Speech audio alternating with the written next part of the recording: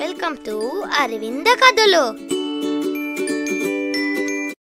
ఒక గ్రామంలో 4 స్నేహితులు ఉండేవారు.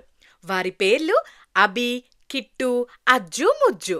ఆ 4 స్నేహితులు ఆడుకునేవారు, చదువుకునేవారు, స్కూల్కి కూడా కలిసే వెళ్ళేవారు.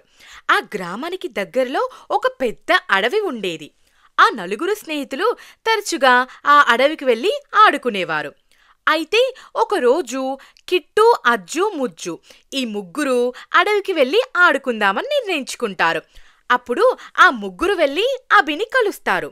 కానీ అభికి ఒంట్లో బాగుండకపోవడంతో అడవిలోకి రాను అని చెప్తాడు. అది విని ఆ 3 స్నేహితులు అడవిలోకి వెళ్తారు. వారు అక్కడ దాగుడు మూతల ఆడుకోవడం మొదలుపెట్టారు. అప్పుడు అజ్జుకి ఒక పుస్తకం కనిపిస్తుంది. అది పాత దానిలా దుమ్ముతో కూడి ఉంటుంది. అది తీసుకొని అజ్జు వారి స్నేహితుల వద్దకు వెళ్తాడు. అది ఒక శాపగ్రస్తమైన పుస్తకం. దాన్ని శుభ్రంగా తుడిచి చదవాలి అనుకుంటాడు. దాన్ని తుడిచి చూడగానే దానిమీద ఇలా రాసి ఉంది: ఈ పుస్తకాన్ని ఎవరైతే చదవడం మొదలుపెట్టి మధ్యలో ఆపేస్తారో వారు ఆ పుస్తకంలోకి కనపడకుండా వెళ్ళిపోతారు అని ఉంది. అది చూసి ఆ 3 స్నేహితులు చాలా భయపడిపోతారు. కాని అజ్జు మాత్రం ఎలాగైనా ఆ పుస్తకాన్ని చదవాలి అని పట్టుబట్టాడు. మిగిలిన స్నేహితులు ఎంత చెప్పినా వినకుండా అజ్జు ఆ పుస్తకాన్ని తెరిచి చదవడం మొదలుపెట్టాడు. ఆ పుస్తకంలో ఆ 4 స్నేహితుల గురించి రాసి ఉండడంతో ఆ పుస్తకాన్ని చదవడం అజ్జు మధ్యలోనే ఆపేస్తాడు.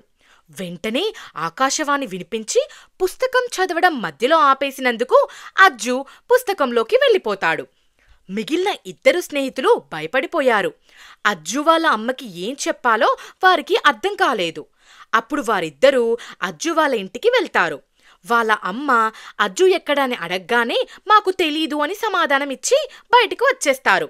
అప్పుడు కిట్టు ఎలాగైనా ఆ పుస్తకాన్ని పూర్తిగా చదివేసి ఆకాశవాణిని తన స్నేహితుని తిరిగిచ్చేయమని అడుగుదామనుకుంటాడు. కిట్టు పుస్తకాన్ని తీసుకుని వాళ్ళ ఇంటి డాబా మీదకు వెళ్ళి చదవడం మొదలు పెడతాడు. ఆ పుస్తకం మధ్య వరకు చదువుతాడు. ఉన్నట్టుండి పెద్ద వర్షం మొదలవుతుంది. వెంటనే కిట్టు పుస్తకాన్ని చదవడం ఆపేస్తాడు. అప్పుడు మళ్ళీ ఆకాశవాణి వినిపించి కిట్టు కూడా పుస్తకంలోకి వెళ్ళిపోతాడు. మరుసటి రోజు ఉదయం ముజ్జు కిట్టు దగ్గరికి వెళ్తాడు. అక్కడ చూస్తే పుస్తకం మాత్రమే కనిపిస్తుంది. అది చూసి ముజ్జు ఆ పుస్తకం తన స్నేహితుడు కిట్టుని కూడా మింగేసింది అని భయపడి ఆ పుస్తకాన్ని తీసుకుని అభి దగ్గరికి వెళ్తాడు. వెళ్ళి జరిగిందంతా చెప్తాడు. అది విని అభి ఎలాగైనా మనం మన స్నేహితులని కాపాడుకుందాం అనుకుంటారు. ఆ పుస్తకాన్ని ఈసారి ముజ్జు చదవడం మొదలు పెడతాడు. పుస్తకం దాదాపు చదవడం పూర్తవుతుంది. చివరి పేజీ చదువుదాం అనుకోగానే అభి వాళ్ళ అమ్మ వచ్చి వారిని పిలుస్తుంది. అప్పుడు ముజ్జు పుస్తకం చదవడం ఆపేస్తాడు. వెంటనే ముజ్జు కూడా పుస్తకంలోకి వెళ్ళిపోతాడు. అప్పుడు అభి తెలివిగా మనుషుల మధ్యలో ఉండి ఈ పుస్తకం చదవడం కష్టమని అర్థం చేసుకుని అందరికీ దూరంగా వెళ్ళి ఎలాగైనా ఈ పుస్తకాన్ని పూర్తిగా చదివి వారి 3 స్నేహితుల్ని కాపాడాలి అని నిర్ణయించుకుంటాడు. వారు ఎప్పుడూ ఆడుకునే అడవిలోకి వెళ్ళి ఒక పెద్ద చెట్టు మీద కూర్చుని ఆ పుస్తకాన్ని చదవాలి అనుకుంటాడు. చదవడం మొదలు పెడతాడు.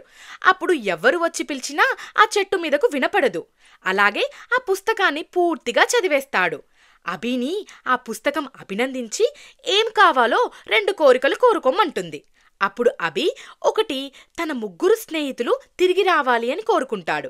2వ కోరికగా ఆ పుస్తకాన్ని పూర్తిగా కాలిపోవాలి అని కోరుకుంటాడు. ఎందుకంటే ఆ పుస్తకం ఎవ్వరు చదివినా మధ్యలో ఆపేస్తే ఆ పుస్తకంలోకి వెళ్ళిపోతారు.